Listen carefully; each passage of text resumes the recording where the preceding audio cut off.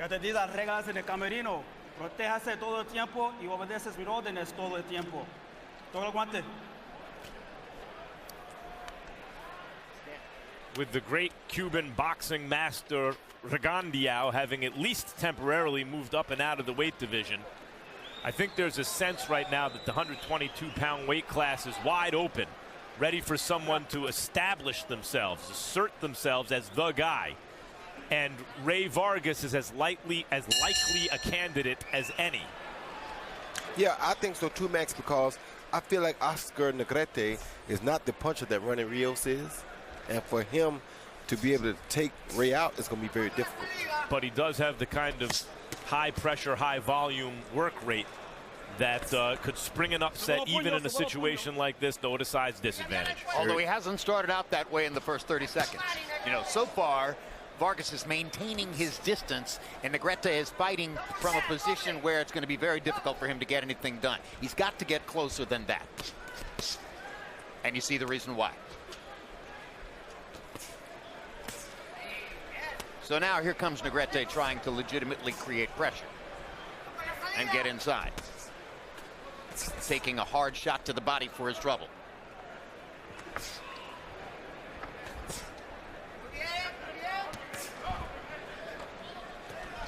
Vargas appears to have everything, but it was interesting, Max, that yesterday you asked his trainer, the great Nacho Beristain, if Regandiao were still in this division, is he somebody you would want to fight? And I don't know if Beristain actually said no, but he didn't exactly jump forward to say yes. No, listen, no one wanted to get in with Regandiao. He's really, really good. And not an action-packed fighter, so even in the loss, these fighters wouldn't look fan-friendly. They would just be dominated. And so without Regandiao, I think you'll see things open up and someone step forward to assert themselves as the man. And again, because of Vargas's size and skill and toughness, he has a good shot. And his unbeaten record to this point. And the ease with which he dispatched Ronnie Rios in Carson, California on August 26.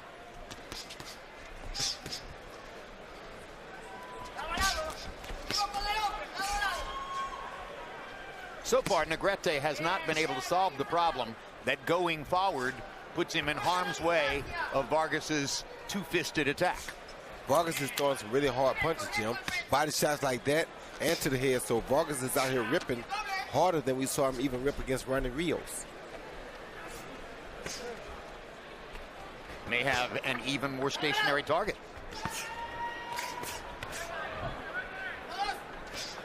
Good shot.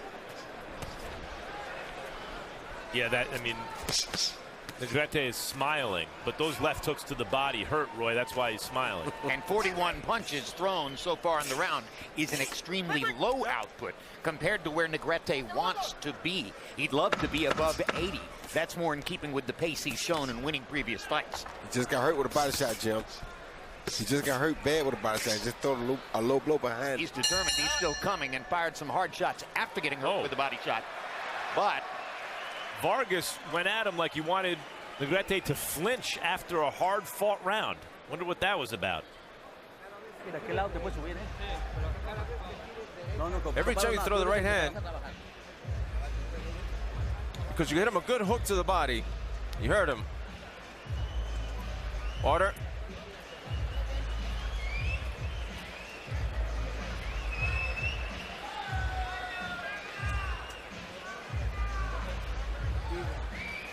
Sharp.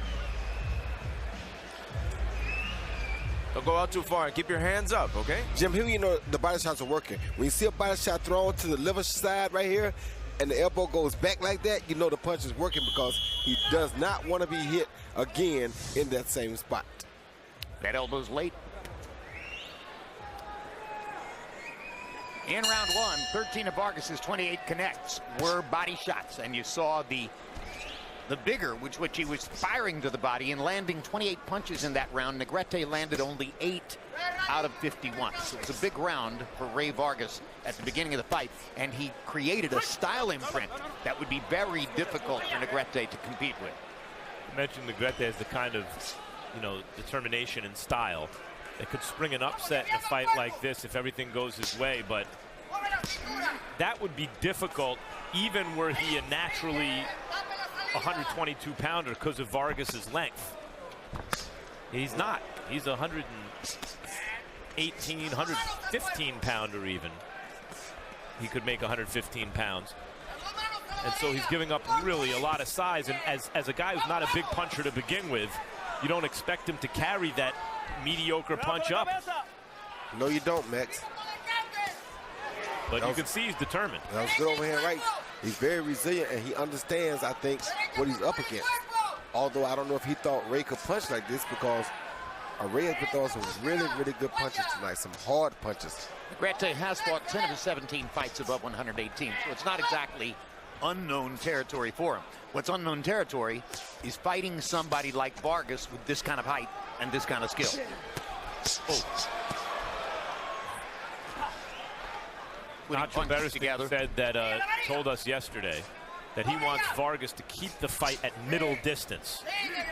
And you can see where that middle distance is good for him, Roy. Boy, he's catching him right on the end of his punches. Yes, he is. Beautiful distance. Middle distance instead of long distance, because it maximizes the power with which he lands. With your backhand too. He's in a position to land both hands hard.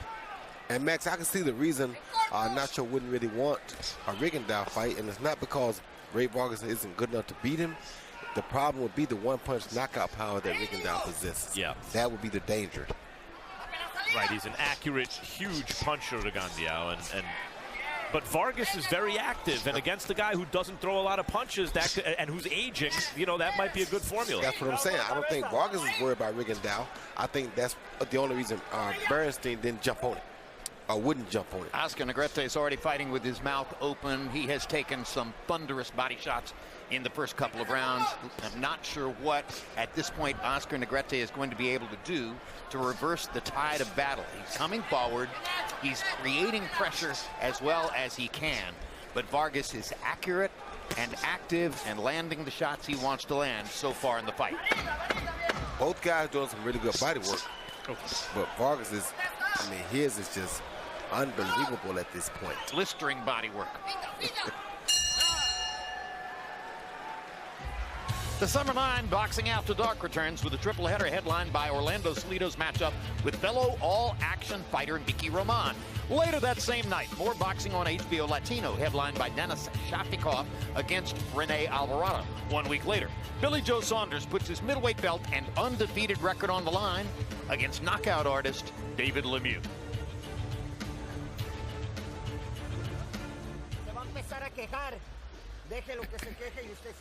Don't worry about him. You just keep doing your work, all right? You're going to hurt him. All right, short distance, okay? Very well. Negrete getting close now, Jim, and this is what he's going to have to do if he's going to get back in the fight. These type of overhand rights like this, boom, right there on the chin, those are his only chances to put himself in place to win this fight. He's got some swelling outside the right eye already. No doubt the product of Vargas's educated left hand. And now round 3 begins. Vargas is a very competitive guy. You see him always with a little something for Negrete after the bell rings, talking to him, acting as though he's going to throw another punch at him, trying to psychologically get the better of him. What that is, Max, is that's that championship mentality. When you're the champ, you let these guys know, hey, we're not in your ring, you're in my ring. And that's what Ray is doing. In his 27 previous fights, he's only fought 3 times outside of Mexico. All 3 were in California. This is his first trip to New York. Ray Vargas. Body punches from Vargas. Jim, you know, you mentioned how they're trading shots. I know you're a big left hook to the body fan. Number 1. Ray Vargas loves going to the body. Some guys just love to do that, and it makes him good at it. He has passion for it. You can see how much he likes to dig down there when he does. When you got a guy who's 5'10" at featherweight, and I mean junior featherweight, and loves to punch to the body, you have to have a coach's dream. Absolutely. He hasn't concentrated down there yet this round. Obviously, he can go to 126. Obviously, he can probably go to 130. But, of course, every time Vargas would move up in weight, he would give away a little of the physical advantage that he has here at 122. I want to say I think we saw Randy Rios hurt him with a shot. And with that being said, that would explain why he wouldn't probably go up in weight. Negrete stepped on Vargas's foot and pushed him over. If you can make weight, make it. If you're not killing yourself to do it. Carlos Zarate and Jeff Chandler, really tall for the division, bantamweights, had size advantage. And since they could make the weight, there was no good reason to move up. Exactly. Great bantamweight champions. Jeff Chandler was one of my favorites, Max. Yeah, good fighter. Mira, está guardando y tirando puño, deja eso, ¿ok? As the evening progresses, we're going to be revisiting some of the great moments of Miguel Cotto's career. And we're going to begin doing that between rounds of this fight. So coming up at the end of this round, we'll take you back to a meaningful moment in Cotto's career, and we'll do this on a continuous timeline so that we'll be starting early in his career. The fight we're going to show you is Cotto against Brazilian Kelson Pinto. And there was a revenge motive at stake here because Pinto had twice beaten Miguel Cotto in the amateurs. So as they got into the ring together as professionals, Cotto had a revenge motive on his mind.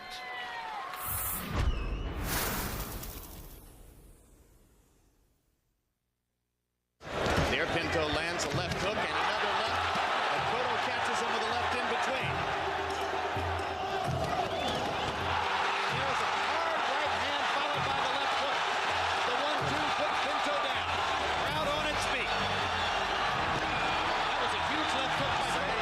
Cotto goes to the body to try to solidify his advantage. This barrage of right hands may wind up ending the fight. So Miguel Cotto dramatically knocks Pinto out at the beginning of the 6th round. Move over, Tito Trinidad. There's a new superstar in Puerto Rico. Well, Max Kellerman mentioned my romance with the left hook to the body, and that was one of the fights, just as Cotto is one of the fighters who have endowed me with that particular love affair, Max. Yeah, and as I said, the fighter has to love doing it, you know? Not a thing where someone's got to talk him into it. I don't think anyone has to talk Ray Vargas into throwing body shots.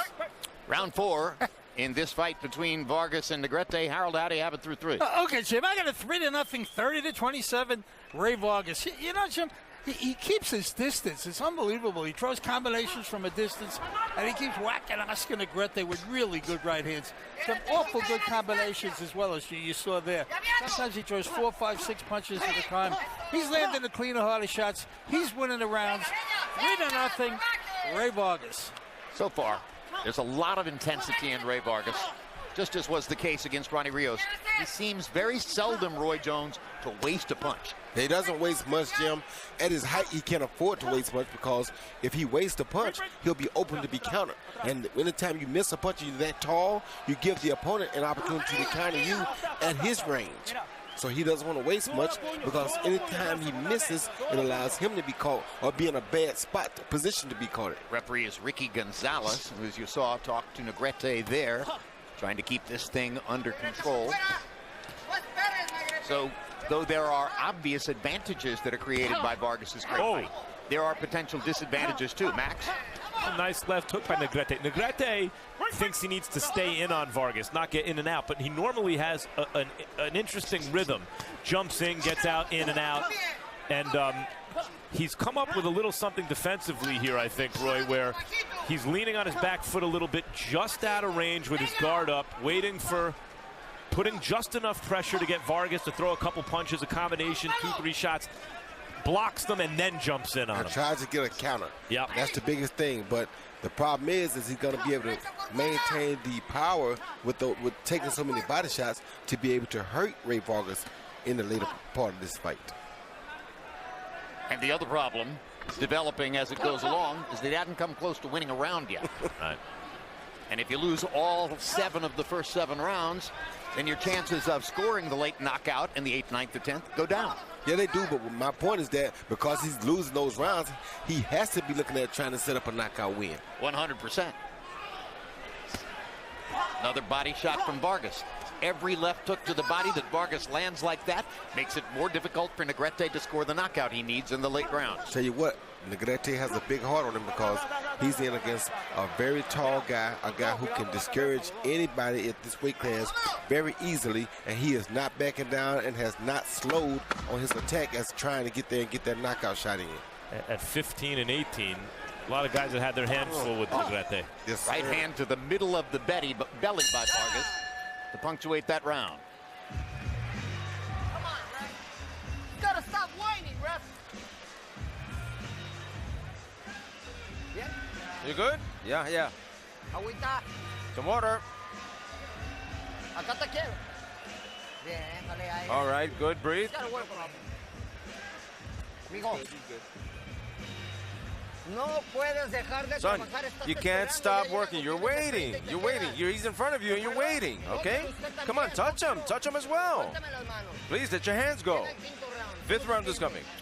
Al 100, vamos, muy bien. Entonces, jálame aire, papá. And there's the man of the evening, Miguel Cotto, who has announced that tonight's fight against Saddam Ali will be the last of his illustrious career. And the crowd responds to Miguel's picture on the monitor above the ring here in the big room at Madison Square Garden, where Cotto's record through his career is 8 wins and a single loss. And among those wins, some of the most satisfying of his career. Over Zab Judah, for instance, over Shane Mosley, and in the rematch against Antonio Margarito. Harold Letterman gives the 4th round to Vargas, who continues to win every round on Harold's unofficial scorecard.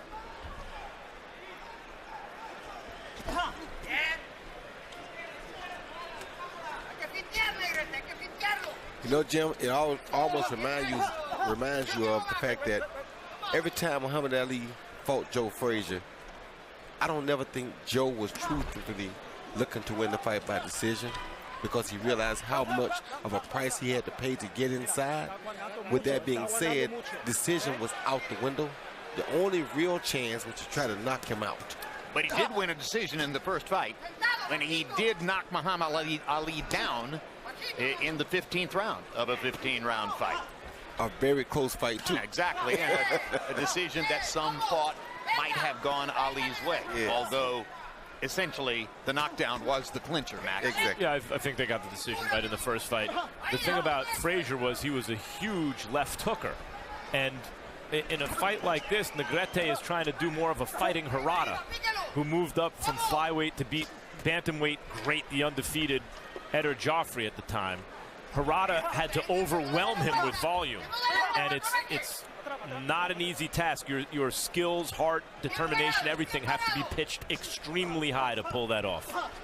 And Roy, by taking the discussion in this direction, you verified a point that I make to reporters who ask all the time about calling fights in Madison Square Garden, which is that if you're a boxing person, you cannot walk into this building at any time without thinking of March 8, 1971, and the fact that the fight of the 20th century took place here.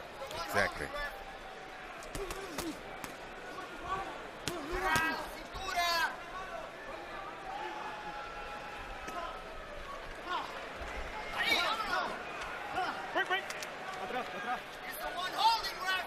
Another example.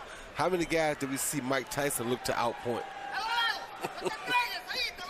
I mean, he's not He really... did win some decisions, He did, but yes, he wasn't looking for that. That's He won exactly decisions because he was looking to knock the guy out, and the other guy's usually hanging on, for dear life. And he outworked them because they were afraid to punch. He won a decision in this room, in this ring, against Mitch Blood Green, which Mitch regarded as a moral victory for him.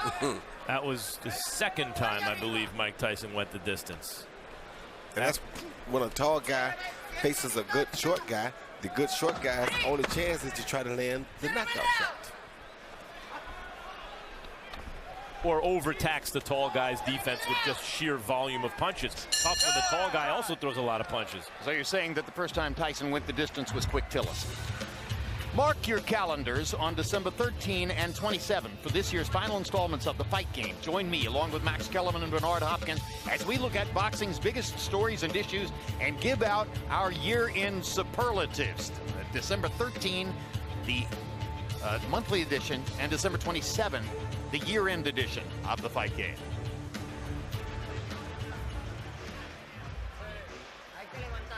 Come on, you got to build. If you want to be a champion, you've got to bring that extra out, okay? Understood? You got to keep working, son. You're going to be a champ. It's good? Come on. Here, Vargas winning inside and outside. Inside lands a beautiful right uppercut right here. Great shot from a 5'10.5" junior featherweight. Fighting, dominating on the inside, too. Takes coordination and skills to land that punch. Yes, it does. Round 6 of his scheduled 12.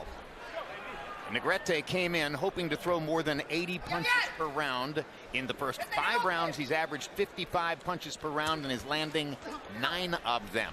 It looks like, Jim, Ray Vargas has a little cut on the outside of that right eye. I see a little blood coming down there, so maybe that hook has gotten home a few times. Who knows? There it is. There's a little nick. As Roy Jones says, just outside the right eye of Ray Vargas.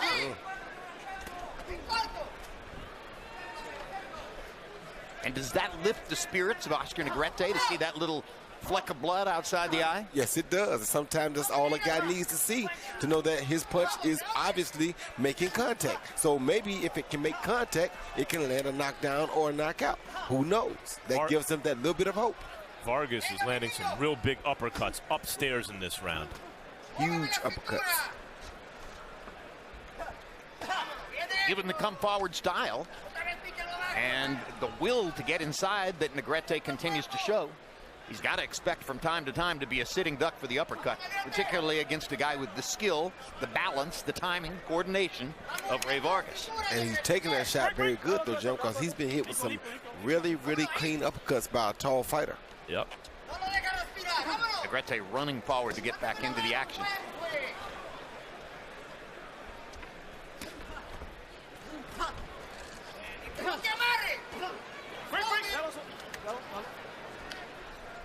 Negrete's heart has made a scrap of this thing. Yes, he has.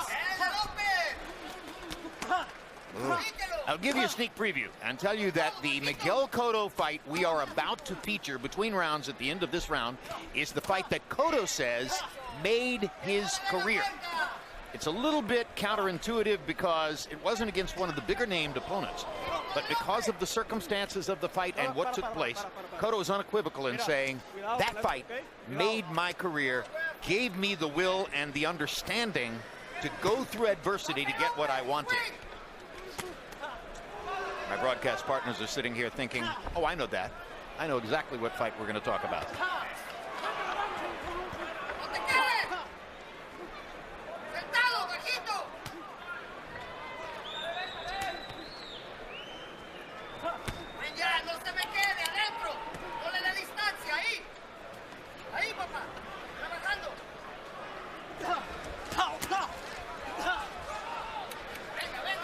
Combat's getting better between Ray Vargas and Oscar Negrete. And now, as the round comes to a close, we're going to take you back to Atlantic City on 2005, the night that Vladimir Klitschko fought Samuel Peter. On the undercard, it was Miguel Cotto against Ricky Torres.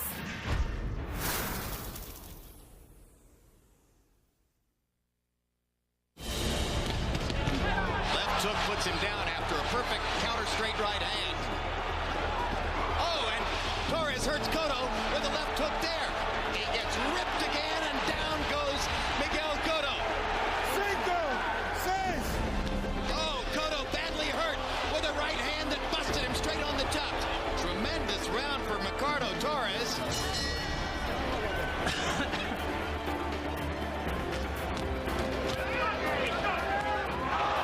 A straight right hand puts Torres on one knee. Cotto catching Torres on the end of a punch again, and down goes Ricardo Torres. And referee David Fields is going to stop him. Miguel Cotto survives a life and death challenge. Max, you told us before the fight began, usually when we see Colombians, they are big punchers. Ricky Torres fills the bill. Yeah, it's because that's how they get attention and wind up on American television, is because they've excited a promoter somehow enough to bring them over here. Usually it's because they're scoring a lot of knockouts. So the Colombian fighters we wind up seeing are big punchers usually. That was the case there. That's not the case tonight with Negrete. He's a good, determined fighter, but not a puncher. And as Roy Jones points out, we talk all the time about Miguel Cotto's left hook. That straight right hand with which he floored Torres is one of the best right-hand punches of his career. Harold Letterman, how do you have this one coming to the seventh? Okay, Jim, I got it 60-54, 6 rounds to nothing, Ray Torres. You know, Jim, it's amazing. The guy throws great straight punches, and he throws tremendous uppercuts. For a guy 5'10 and a half, he's got a beautiful uppercut. There you go. He lands with both hands. It's amazing, and he keeps his distance so he can get his shots in. On the other hand, Oscar Negrete takes a terrific punch, but he's just not doing enough offensively to win a round. 6-0, Ray Vargas. Not that he's not trying to do enough, I tell you that. The effort is there. Round 7 of the schedule, 12. A little bit more than halfway through. Fighters like Negrete have to feel, although he doesn't complain, that the system is stacked against them. Doesn't work for them. That, hey, a title shot's available, a shot at a belt. Got to take that opportunity on HBO. Big platform. Madison Square Garden, you can't say no. And yet, in order to get the title shot, he's got to move up and out of his weight class to fight a guy. He's called the B-side. The A-side fighter is an emerging star, a good all-around fighter with a lot of size, and you got to give up, you know, the weight essentially as you move up. It's tough, and yet that's the game that he knows. That's the game he knows he's playing, and he's willing to take the risk for the opportunity. Can we go so far as to say the A-side fighter is something of a freak of nature in this instance? Yeah, considering also he's a sturdy guy, Ray Vargas. You know, he's right. He's strong at the weight. Exactly right. He's not willowy. He's a stern puncher. Good hook. Excellent left uppercut, hooker cut we'll call it, by Oscar Negrete. And he bangs Vargas again with the left hand. And now they're beginning to brawl a little bit, which could play to Negrete's advantage. Negrete fatigued to fall from that, I think.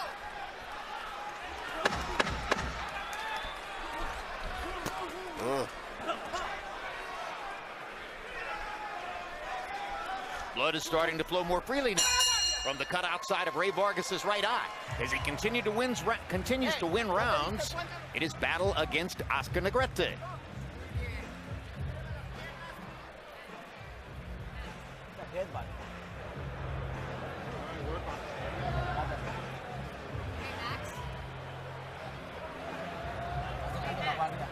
Bringing your guard down. You're bringing your guard down. And that right hand is coming in. Okay, switch those lefts from the top to the bottom. Switch it up. And a bunch of hooks, please. Double it up to the body. Now we see how that cut was formed, Jim. That cut came from actually an accidental headbutt in round 5. Right after the uppercut, boom, right there. That's the headbutt that produced that long cut on the top of the right eye. Part of the trouble of fighting somebody with Negrete's style, who, as I said before the fight, burrows in on you to try to bash your body. And Vargas continues to land more punches than Negrete in every round, but Negrete landed a fight high of 14 punches by CompuBox count in the last round. After I praised Vargas early for the body work, it's not that he hasn't gone to the body, but especially in the first 2 rounds, boy, he was throwing that left hook to the body with authority, Roy, and continually to the same spot. And it looked really good for him, and he's kind of gotten away from that a little bit. Yep, and I can tell you what got him away from that a little bit, Max. Success upstairs. No, it's a small thing called fatigue.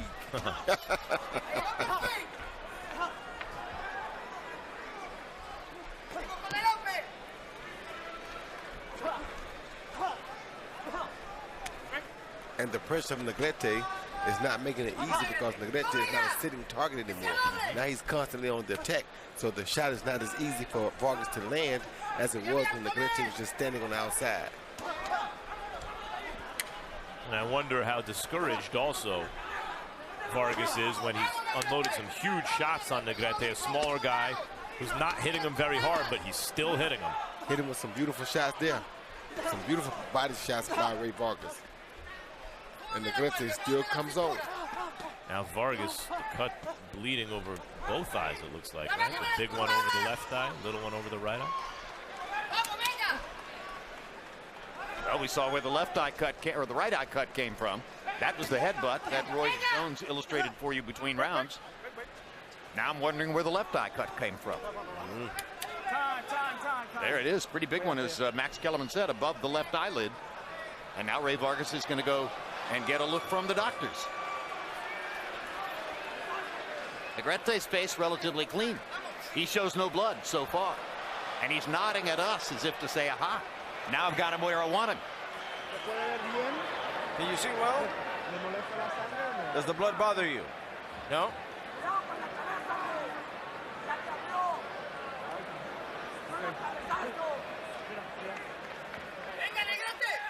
Not often will you find the fighter who's going to say, yes, the blood bothers me. An intelligent way to stay in the fight is to minimize. We have to determine how that cut opened.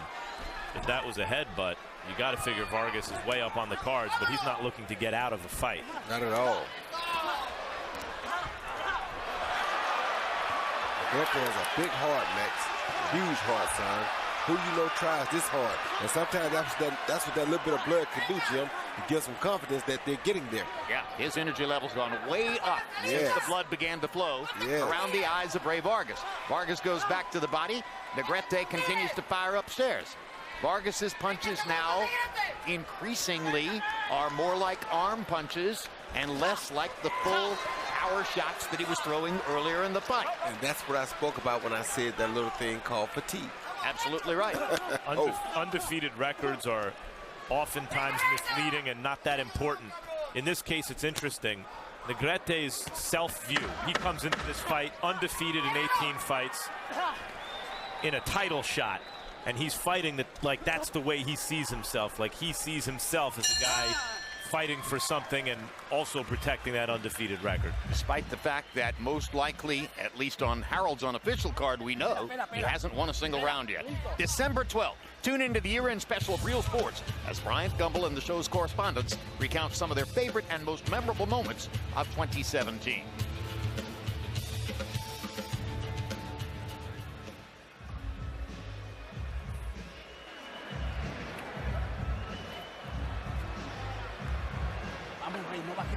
Don't bring that guard down. That's why he's catching you on the head. You got to punch and move. You got to punch and move. And Jimmy, here's the headbutt that caused the second cut, the cut above the left eye, right there. Inside fighting again, trying to punch when you're inside. With a short guy, you're 5'10" and a half. Sometimes it's going to cause a headbutt.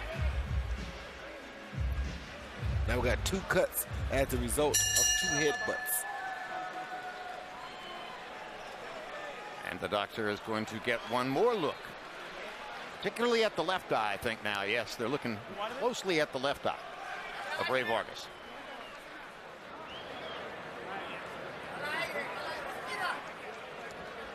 Because of Vargas's mentality, he has a fighting demeanor, a temperament.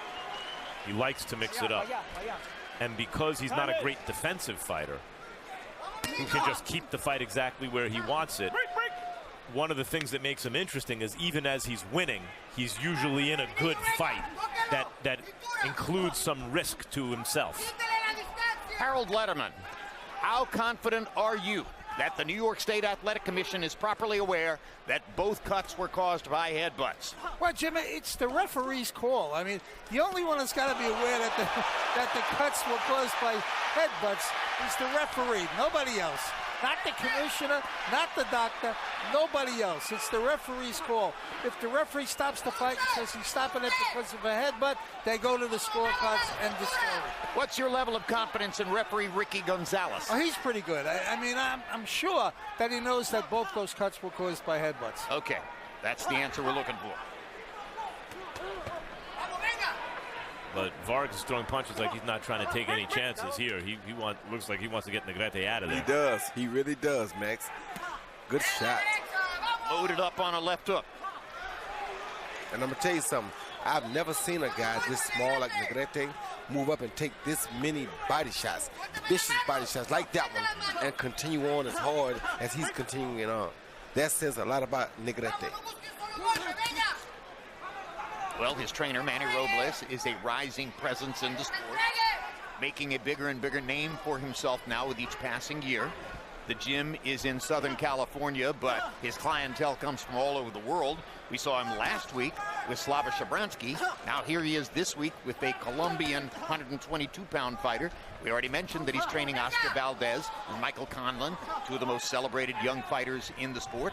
So Manny Robles is a force to be reckoned with on the trainer scene. That's one of the stories. It's like, you know, you talk about a football team, you tell the story of the quarterbacks and the coaches, right? And in boxing, there's the fighter, there's also the cornerman, the trainer.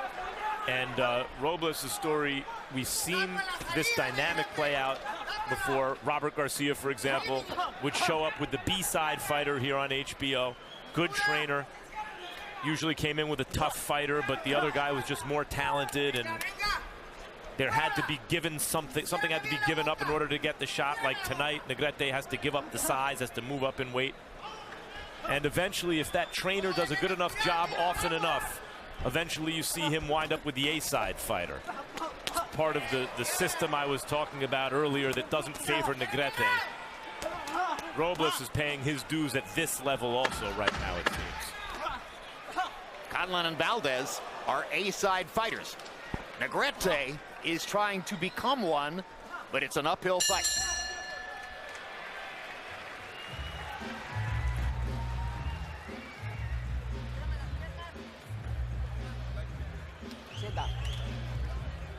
That's it. Fuck this one up. Wow. That's it. Just like you slipped those punches, and then you caught him, that's what you have to do. You're settling in good on those left, but switch it up and down. You know, off the rope, in the middle of the ring.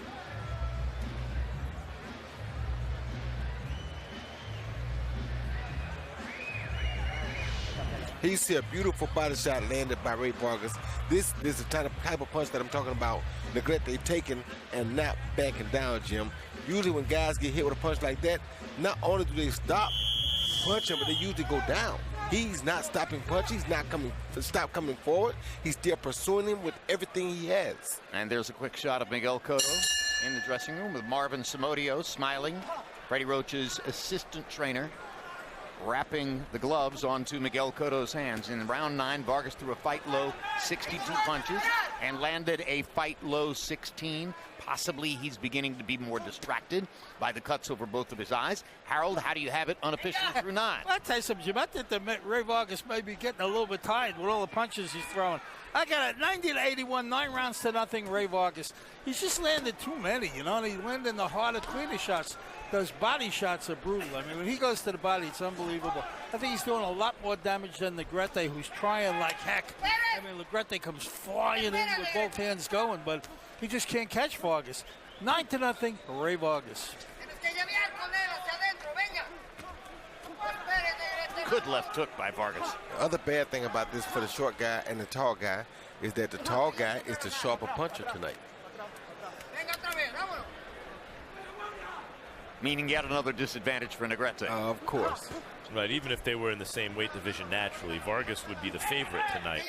But the fact that he also has that size advantage would make it unfair, except that Negrete has so much heart that he's making Vargas work for it.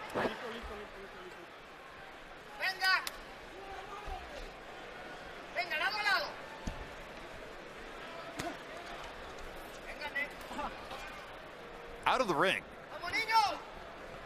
Ray Vargas has the personality of a librarian. Studious, quiet, dignified, civilized, wears glasses to the fighter meeting. In the ring, he is all fighter. All fighter. Eso fue bien low, okay? Súbalo, súbalo. Está bien, está bien.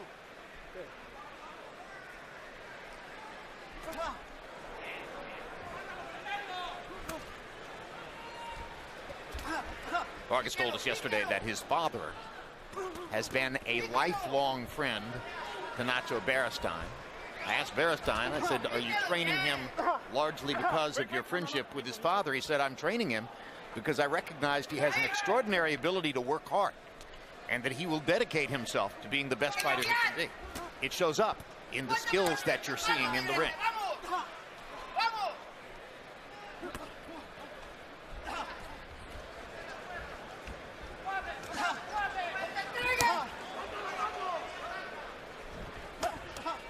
Of course, Beristain trained Ricardo Finito Lopez, Juan Manuel Marquez, brother Rafael Marquez, and several other fighters of note in his Hall of Fame career.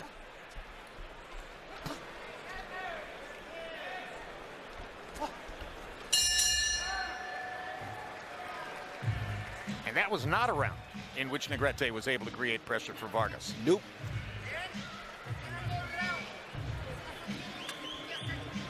So if Negrete's clock has wound down, that makes the next couple of rounds potentially easier for Ray Vargas as he tries to close this out.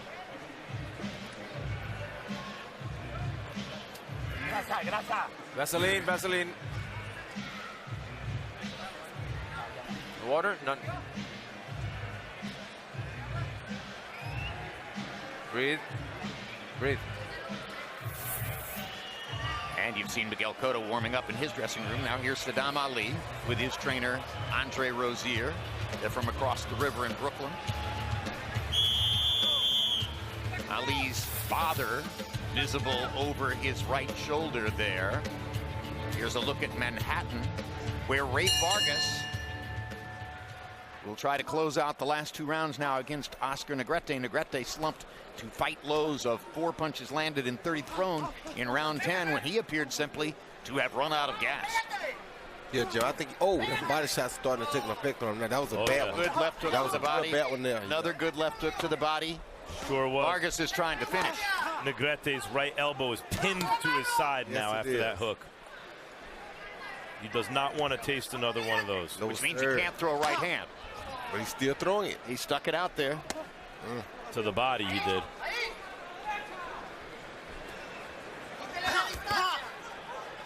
Now he throws the right hand upstairs. At a moment when Vargas wasn't in position, the counter with the left to the body.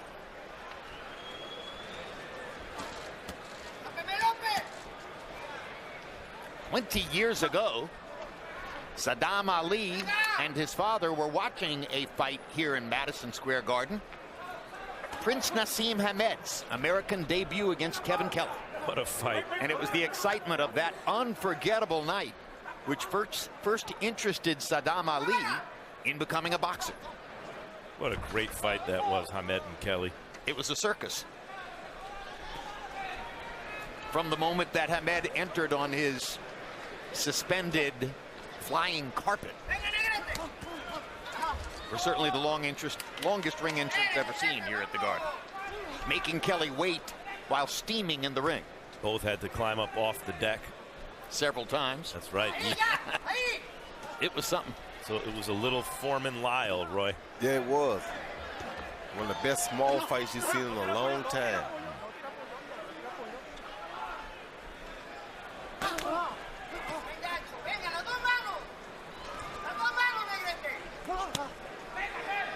Two small warriors with heavyweight hearts.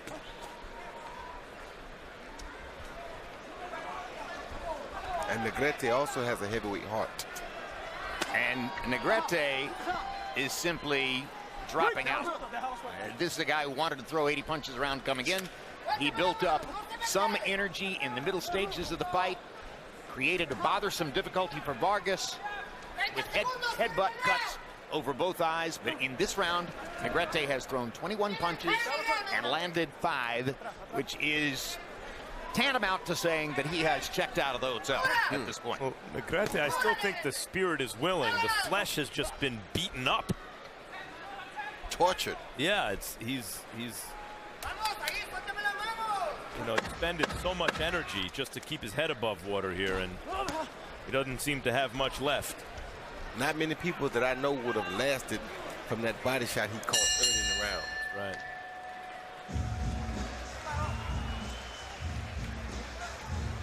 And as he comes back to his corner, Negrete is rubbing his left shoulder and pointing to the left shoulder as if to say to his trainer and the others in his corner, I am injured. You gotta let it all go. Let it all go. Okay? Yes? With everything. Bring it all. This is the last round. No, forget about it. There's no other way. You gotta throw it. Let's go. Be careful with that uppercut, okay? You gotta block him off.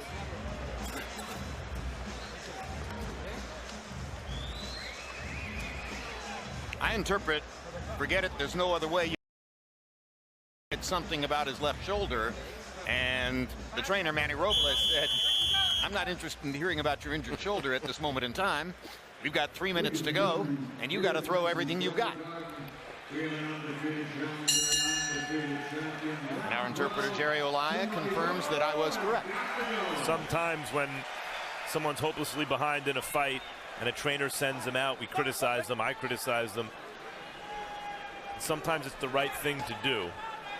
And even Muhammad Ali in his title shot against Sonny Liston, when the liniment from Liston's gloves ran into Ali's eyes and he couldn't see, he wanted Dundee to cut the gloves off. Dundee said, this is for all the marbles, baby, and pushed him out in the ring, said, just run till your eyes clear, and Ali won the title.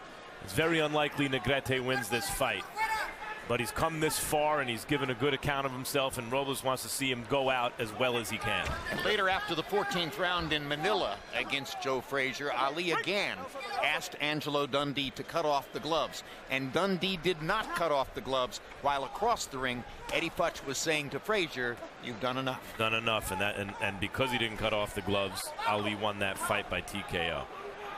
Highly ironic. And those guys, those are the guys who laid the grounds for us as far as how we say never give up, because you never know. You never know what the other guy is going through in the other corner and how close you may be to victory. That's exactly right. Though in this case, Negrete, not a puncher, the tide has turned against him and it was never really for him. But Max, here's the problem. If you let him use that left shoulder as an excuse, next time it'll be another excuse. It'll be easier for somebody to give him a new excuse to you. Right. So you don't do that. You make them learn. Like I tell my guys, they say, well, my right hand hurt. I said, well, what's wrong with the left? Nothing. I said, okay, we're going to keep going then. Right. I mean, I'm not going to let you get out like that. You chose this sport. This is what comes along with it. If it sounds, brutal, it is. It's the hurt business. It's boxing. Meanwhile, Guillermo Rigondeaux has escaped the 122-pound weight class and moved up. You're looking at Ray Vargas here against a legitimate contender who came in with an unbeaten record, and he's won virtually every round. And given his physical gifts, who wants it? Who would want to try to fight Ray Vargas at 122 pounds? So you wonder what kind of business can be done here when there are stars at 126 pounds waiting to fight a guy like Vargas. Well, Vargas, though, as you can see, he can be hit. It's not just that he something like he lacks the skill to keep it the kind of fight he likes. The kind of fight he likes involves violence, and exchanges. And because he's defensively vulnerable, his fights, their likely opponents see that they're going to be able to connect. 20 seconds to go in what has been a thrilling exhibition still by Ray Vargas. A one-sided fight against a willing but under-equipped and smaller opponent. They make it to the finish.